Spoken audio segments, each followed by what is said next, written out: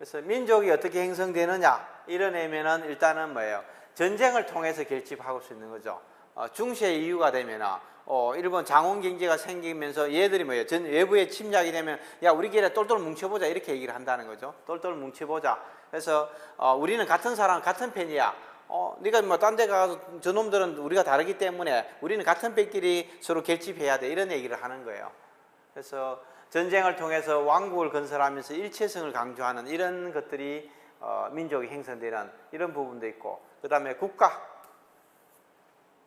국가가 생기면서 뭐예요? 왕이라는 게 생기는 거, 그 밑에 백성들이라는 게 생겨요.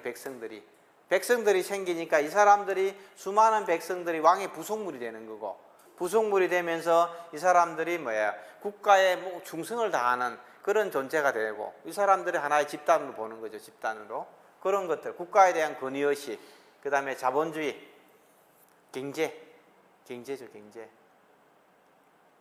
사람들이 자유재산을 가지면서 각자가 자기들의 권리를 주장하는데, 그걸 또 반대로 보면 그 사람들이 자유재산을 통제할 필요가 있는 거고, 뭐 이러면서 구심점을 갖는 게 민족이라는 거죠. 야, 돈은 내가 갖고 뭐 이렇게 했지만은 뭐 우리끼리는 어떻게든 하나의 공동체니까 서로 도와주고 일정하게 서로 보호해줘야 된다 이런 느낌을 갖는 이런 것들이 민족이 형성된 배경이라는 뜻입니다. 그래서 가장 중요하게 역할하는 것은 종교죠.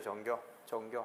유럽도 뭡니까? 기독교, 가톨릭이라는 것 자체가 얘들이 뭐예요? 같은 하나의 구심점이 되는 거예요. 로마 교양층을 따라서 같은 종교를 믿는 사람, 성경에 손을 얹고 기도를 하고 또 일정하게 하나님 앞에서 자기 죄를 용서를 구하고 뭐 이런 개념들이 같이 공유를 하는 거죠.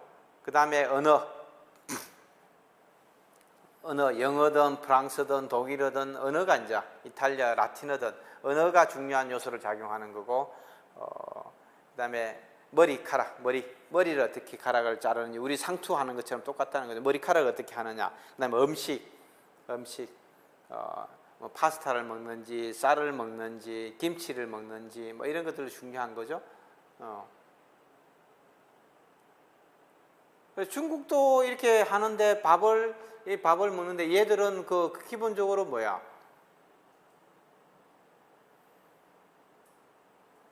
젓가락으로 먹는 젓가락으로.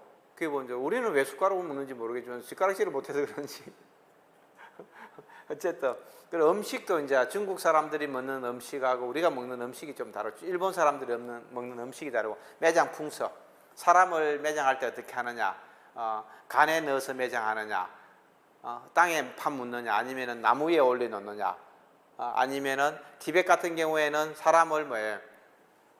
풍장이라 해서 기본적으로 사람을 토막 내서 바위 위에 갖다 놓으면은 뭐예요? 독수리가 와서 물고 가는 거예요. 독수리가 물고 가는 거죠. 독수리가. 그래서 그 살점을 더 멀리 물고 갈수록 그 사람은 하늘나라에 갈 수 있는 기회가 더 많고 빨리 간다고 보는 거죠. 그래서 매장 풍습도 굉장히 중요합니다. 매장 풍습도 같은 민족이라는 걸 표시하는 매장 풍습도 중요합니다. 우리가 여기 있는 곰하고 호랑이하고 지금 마늘하고 쑥을 먹고 있는 거죠. 하여튼 뭐 이게 우리가 민족이라는 개념이 사실은 생긴 지는 얼마 안 돼요. 좀 이따 뒤에 하겠지만은 우리가 뭐 한민족이 어마어마하게 단군 신화도 1930년대 만들어진 거 100년이 안 됐어요. 아직 100년이 안 됐어요. 그 전에는 단군 신화고 뭐고 나발이고 별로 없었는데 1930년대 단재 신체화하고 이 사람들이 일본 사람하고 차별나는 조선인의 어떤 차이점을 만들기 위해서 만들어진 구라밖에 안 됩니다. 예. 근데 왜 하필이면 곰하고 호랑이를 했는지 잘 모르겠어요. 그죠? 여우 좀 하듯이. 그래서 머리카락입니다. 머리카락. 명나라 이전에는 뭡니까? 이 사람들은 머리카락 이렇게 올리고 약간 쪽두리 비슷한 게 이런 걸 썼던 거죠. 그러면서 얘들은 뭐예요? 앞을 싹 다 미는 거지. 청나라 초기에는 앞을 싹 미는 거지. 앞을. 그리고 따는 거지. 그리고 여기서는 조금 더 이제 앞을 좀 덜 미는 거예요. 청말기에는. 중기에는 약간 조금 더 밀었다가 전기에는 이걸 따가지고 뒤에도 싹 다 밀고 이것만 남겨놓고, 명나라는 저렇게 하고. 근데 왜 머리를 저렇게 미는 거예요? 왜 머리를 미는 거예요?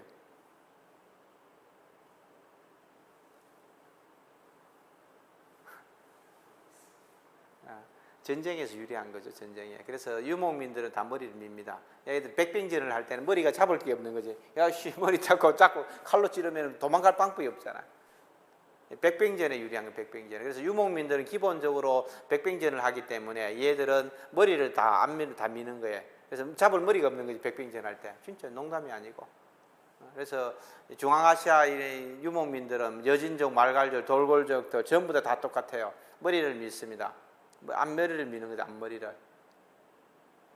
백병전입니다. 근데 명나라 놈들은 기본적으로 얘들은 백병전을 하지 않고 대규모 말을 타고 이런 전쟁들을 하기 때문에 얘들 머리를 밀 게 없는 거지. 밀 필요도 없고.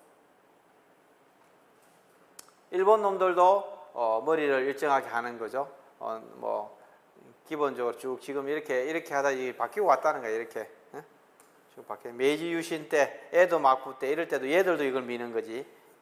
에도 막부 때. 임진왜란 끝나고 나서부터 여기 이 자식 앞을 좀 열심히 밀었다 이걸 또 왜 남기는지 잘 모르겠어. 폼을 좀 내려고 보는데 싹 다 밀었다가 또 이것 좀 중간을 또 밀었다가 앞을 싹 미는 거죠. 근데 이것도 마찬가지입니다. 일본 놈들도 기본적으로 백병전을 많이 하기 때문에 배를 타고 배 위에 올라가서 백병전을 해야 되는데 앞머리를 미는 거예요, 앞머리를. 투구를 쓰는데도 굉장히 유리하고 투구가 안 벗겨져야 되니까.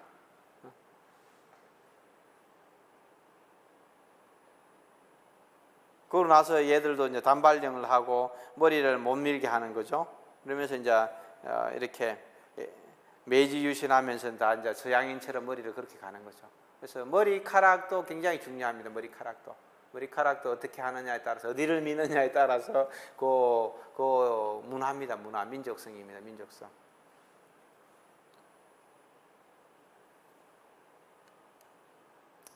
민족주의 이론입니다.